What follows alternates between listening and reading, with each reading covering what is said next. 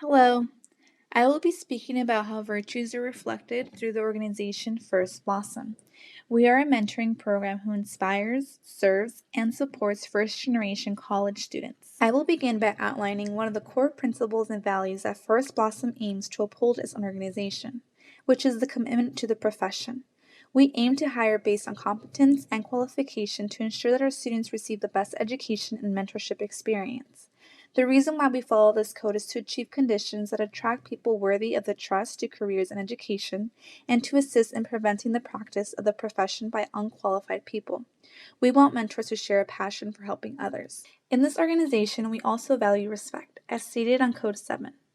The educator should not knowingly make false or malicious statements about a colleague. And we also value boundaries. The educator should not accept any gifts or favors that might impair or appear to influence professional decisions or actions.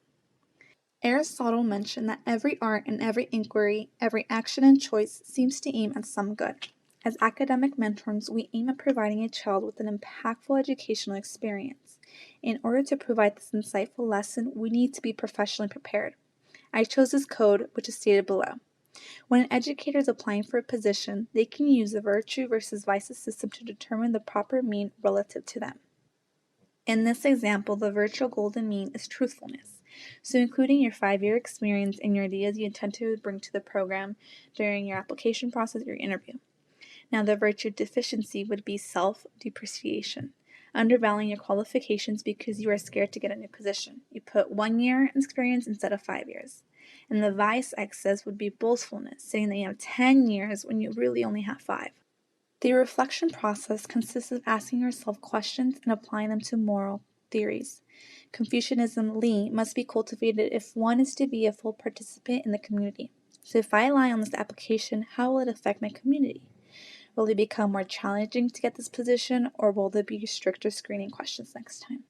Unlike Kant's theory to separate reason from emotion, Alasdair MacIntyre's analysis of virtue ethics states virtues are dispositions not only to act in particular ways, but also to feel in particular ways. So by using this moral theory, we can ask ourselves, how will my student feel if I am not prepared? We can also ask ourselves, well, am I being truthful? And then reflect, hold yourself accountable for your actions and consequences. We at First Bloom conduct weekly meetings where we share our experiences to one another. By sharing your strengths and weaknesses, we are acknowledging our once true nature. Confucianism explains that, like sprouts, virtues need to be tended and cultivated into full bloom. And as a team, we share ideas that will help us grow, and then we follow through with those suggestions.